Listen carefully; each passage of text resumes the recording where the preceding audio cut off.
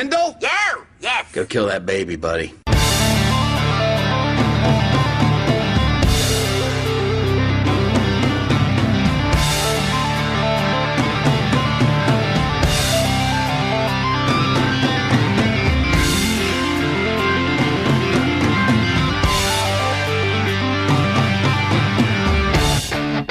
Welcome back. Let the cloud of dust dissipate. There may be a few coughs. Yeah. And I think we did a show once. It was fun. It was kind of geeky all over the place. Gamer friendly, TV friendly. At this it point, was called very ironically titled. Yeah, lag free. Yeah. Well, life is the lag. So yes, now ironically titled is the best way to put it. But yeah, we're back. This is Matt, and with me I have Will. Hello. It's good to be back. I think making this a semi-annual thing is good, like the Victoria's Secret sale. I think it's good.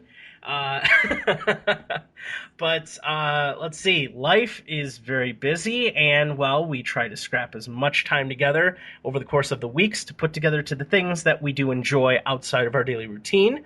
Last time we talked, the Ninja Turtles movie, Michael Bay's Ninja Turtles movie,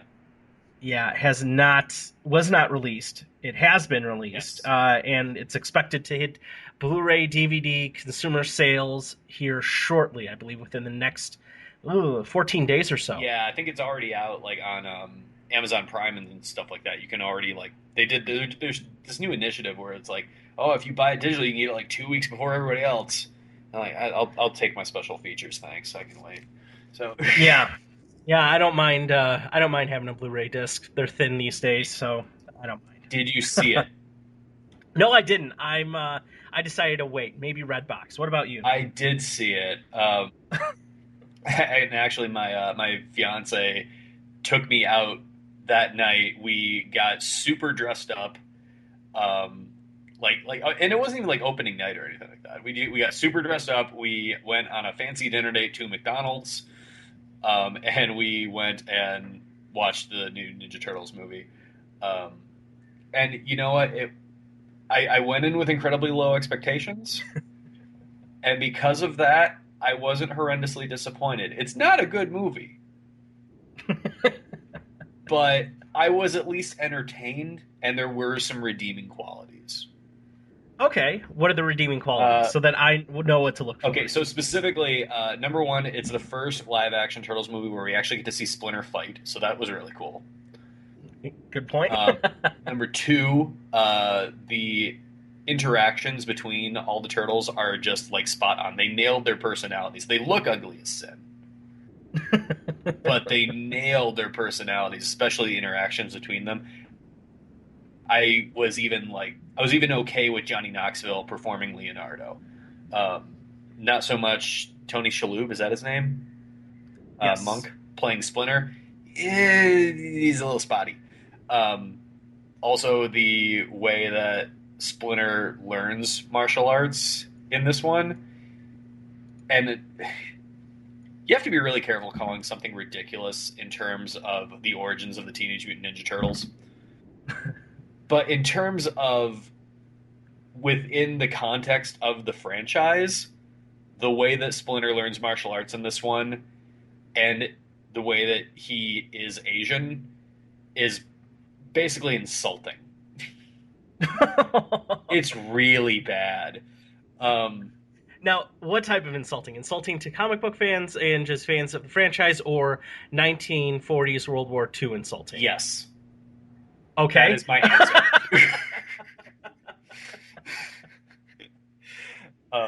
I genuinely wasn't expecting that. So, also, first live-action version of Karai, which was cool. She has nothing to do, but she's in the movie. And Shredder is there to be a video game boss. He's actually not the villain of the movie. Okay. He's in the movie, and he is a villain, but he's not the villain. Kind of like how in The Dark Knight Rises, like, You all thought you went in, you thought Bane was gonna be the main villain, and it turns out he was a pawn for Talia. Spoiler alert for a 3-year-old movie. Um, Shredder is a pawn of William Fichter's character, who you remember as the banker from the prologue of The Dark Knight. Um, Yes. but he plays some boring scientist character who they really could have just called Baxter Stockman for the fan service, but it's the one thing that they decided to not do fan service for because it's just dripping with fan service for the original cartoon. There Okay. is a lot of it. Like if you want the Turtles movie that is full of nostalgic callbacks, this is the one to go see. Particularly if you're a fan of the original cartoon. No Rocksteady and Bebop, which is upsetting. No Krang, but like, in terms of like the April stuff, there's a lot of callbacks. The only April callback they missed is there's no Irma. Oh, disappointing. Yeah, but like Will Arnett plays Vern, the cameraman that you remember from the show. Uh, and Byrne Thompson is technically in the movie, but they changed Byrne to Whoopi Goldberg.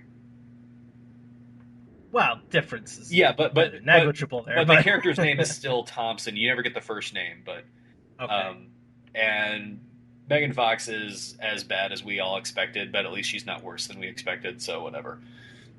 Uh, Bright spot. Okay. yeah, All I right. mean, like it's been a while since I watched it. I watched it one time when it was in theaters, but yeah, I mean the climax is reasonably satisfying. Like it's not the worst Turtles film. Like it's not worse than Turtles 3. Like you know, Okay, good. like put that on the Blu-ray packaging. It's not worse than Turtles 3, you guys. there, there you go. Our quote. I hope we get on there. If they have, chances are they've already been to print. So, but in case you need a TV commercial to say, throwing quotes up there as far as reviews, there you go. It's It's not worse than Turtle 3. I like it. copyright Excellent. lag free December Yes. 2014. Yes. I like it. I like it. Oh, now, okay. That's then to me worth definitely the time to see the It's movie. worth lots of minutes. Yeah. Yes. Have you been able to catch up on the cartoon? No, not yet. I like if they ever put it up on Netflix, I'm gonna binge watch the crap out of it. But I seriously don't blame you. This most recent season uh, has been. It started off as it is nothing short of a fantastic nostalgia throwback. There are so many nice little drops. nice. Eh, as a mild spoiler, at the end of season 2, Mhm. the Krang have come in and invaded New York City. Nice. The main characters, Casey Jones, April, the Turtles, all go into exile out to April's country house. They went to Northampton. Yes. Nice. And they end up getting there in The a Volkswagen. VW bus. Yes. Yes, a VW bus, which is very similar in color to the very similar in color to the original into the cartoon show, Mhm. but hippied out. Okay. Okay. I get behind that. So it fits in well. There is some very very good overture, or excuse me, narration with. I don't want to say necessarily. I guess exposition is the best way to put it, but similar to that of April O'Neil from the first Turtles movie, and how she's drawing in her journal. Good. It is so it's so great the way that they've done it, the way that they've worked all of these little bits in as fan service and advancing the storyline and giving the parents that had watched the original cartoon, watched the original movie as kids and enjoyed it for the new generation. So it ties in perfectly. Honestly, it's probably one of the best done cartoons right now on television. There's been a few changes, Mhm. and one of the changes is Leonardo's voice. Yeah, Seth Green now, right? Yes, Yeah. it's Seth Green, and it's taken me a while to kind of get over it. Before it was like, oh boy, this just doesn't fit, and it took several episodes for that to happen. And the fact that they're not giving him many lines right now is a very good thing, I Mm. think, because it's easing everybody into the new transition as opposed to just kind of like, here you go, new person, get used to it.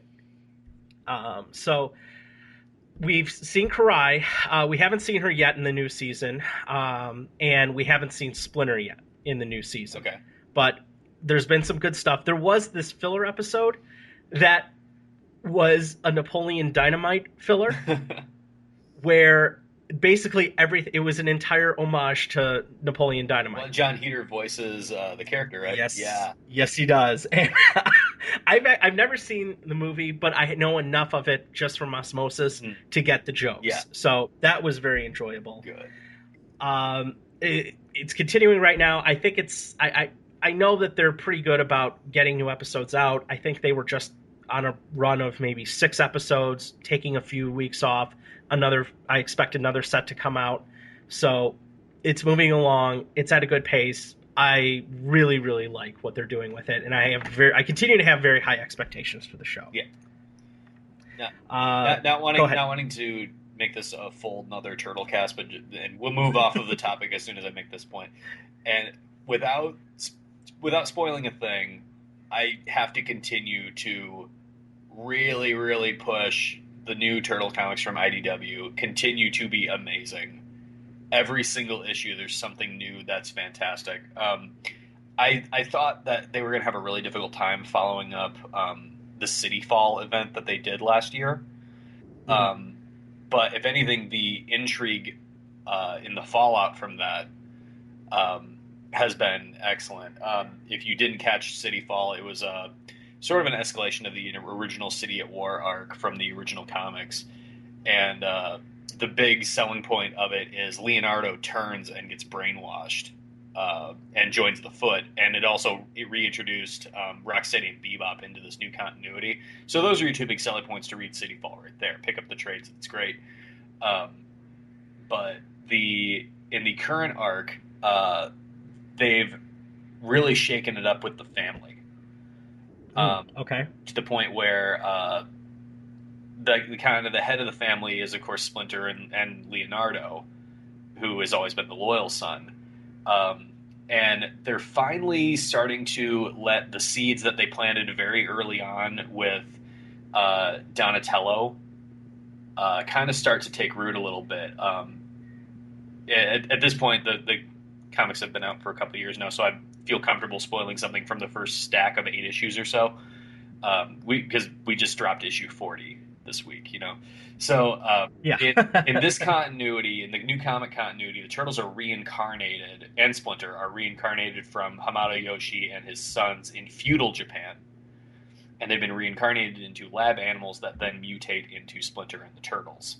And Donatello, being the scientifically minded brother, thinks this is all ridiculous. Um, and it starts to sow some seeds of dissent because it sets the legwork to show that Donatello thinks very differently from the rest of his family. And even though now he has seen with his own eyes the evidence that this is true, it still is there in his character that he approaches problems differently than Splinter and Leonardo, who typically make all the decisions for the family. Hmm. Now, at the start of, I'm to borrow the TV term, at the start of this season's worth of the story, um, the Turtles are presented with two different goals that they can head towards. Splinter and Leonardo are moving towards they need to fight against threat A, while Donatello argues for threat B. And he's pretty much gotten fed up with the rest of the family. Hmm. And it's getting very, very interesting as of issue 40. And I'll say no more than that. Very cool. But yeah, so. Um, but speaking of intrigue, did you see that ABC has now added Agents of S.H.I.E.L.D. Season 1 to Netflix? Yes, I have. And now that it's there, I remember, I think you were saying on Twitter that you'd stopped at one point and you stopped right before it got good. Yeah, so I had been watching initially when it was first being aired on ABC. I was TiVoing it with and watching it with my fiance, and we were just catch up and binge like 2 or 3 episodes at a time, but it wasn't really grabbing us.